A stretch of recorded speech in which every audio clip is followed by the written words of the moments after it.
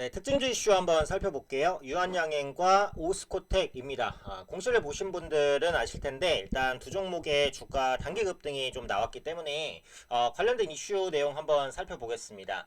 일단 유한양행의 그 폐암 치료 신약이죠. 렉나자가 미국에서 1년 약값 약 3억 원으로 책정됐다. 야, 정말 대단합니다. 그죠? 1년 약값이 3억 원이면 이제 돈 없는 사람 정도가 아니에요. 거의 뭐 부자만 처방받을 수 있겠다. 이런 생각도 드는데, 미래의 건강을 위해서라도 정말 이제 건강 관리 플러스 뭐 자본 축적이 또 필수가 아닌가 뭐 이런 생각이 듭니다. 어쨌든 제약바이오 업계에는 상당한 기회가 되는 요인이기도 하고 또 호재 요인이기도 하거든요. 그래서 핵심적인 내용만 한번 볼게요. 두 종목이 일단 급등을 했습니다. 유한양행과 오스코텍 급등의 이유를 한번 살펴볼 건데 간단하게 정리를 했습니다. 말씀드린 대로 이 폐암 치료 신약입니다. 렉나자가 미국에서 높은 약값으로 책정을 받았다라는 거죠. 30정 가격이 18,000달러로 책정됐습니다. 18,000달러면 한국 돈으로 2,400만 원 정도. 한 달 약값이 2,400만 원이라는 거예요. 네, 엄청나죠? 근데 이제 더 이슈가 된 게 뭐냐면 경쟁 약물 대비 이게 높은 수준이라는 거예요. 경쟁 약물이 이제 타그리소라는 건데 요것보다 살짝 더 높은 가격으로 책정이 됐습니다. 그렇기 때문에 이렇게 높은 가격을 받아도 되나? 이런 의문이 있을 수도 있는데 그렇게 크게 의문은 안 가져도 될 것 같아요. 그거는 뒤에서 말씀을 드리고 렉나자는 무슨 치료제냐? 비소세포 폐암 환자의 1차 치료제로 승인이 난 약물입니다. 그럼 비소세포 폐암이 뭐냐? 지금 주식하시는 분들은 많이 듣잖아요. 비소세포 폐암. 폐암이면 폐암인데 앞에 비소세포라는 게 들어갔잖아요. 그래서 이게 무슨 뜻이냐? 별뜻 아닙니다. 일단 폐암이란 폐에 생긴 악성 종양을 말해요. 이거는 뭐 당연히 아시는 거죠. 근데 이제 그 폐암의 종류가 있는데 크기로 구분하는 종류가 있습니다. 거기서 나온 게 이건데 그 소세포 폐암과 비소세포 폐암이에요. 그럼 소세포 폐암은 뭘까요? 암세포 크기가 작은 게 소세포입니다. 그럼 비소세포는 안일비자를 쓰니까 작지 않은 세포, 즉 큰 세포, 큰 세포의 폐암입니다. 흔히 이제 폐암이라고 하면 대부분 비소세포 폐암이에요.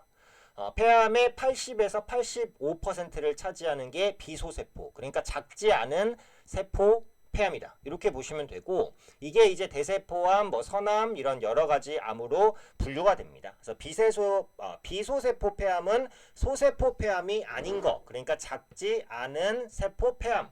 이렇게 이제 보시면 될 것 같아요.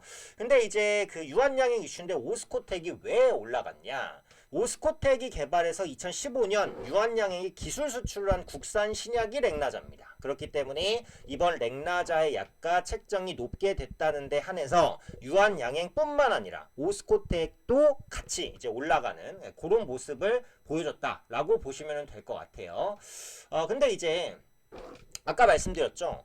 이거 너무 높은 거 아니에요? 이렇게 생각하실 수도 있지만 환자 입장에선 당연히 부담이 커지게 되죠. 네, 그렇기는 한데 이 높은 약가는 일단 합리적일 수 있다. 왜냐하면 미국의 약가는 제약회사가 정하는 게 아니고요. 그러니까 제약회사만 정하는 게 아니고요.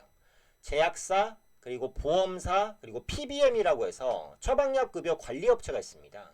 이 세 곳의 합의로 이루어져요. 그러니까 무조건 제약사가 높은 가격을 붙이고 싶다고 높은 가격을 붙일 수 있는 게 아니에요. 네. 다른 업체들이 그 가격 오케이 라고 해줘야 된다는 겁니다. 그러니까 이 가격이 무턱대고 높은 가격은 아니다. 이렇게 볼 수 있게 되겠죠.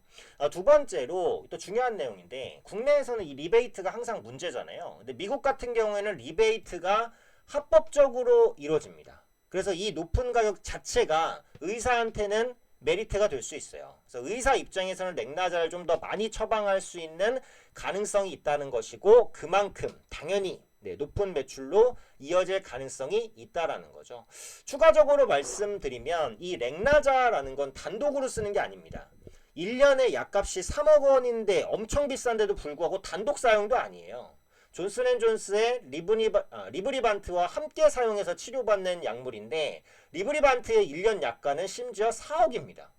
그러면 렉나자랑 리브리반트를 같이 투여받으면 1년에 7억이죠.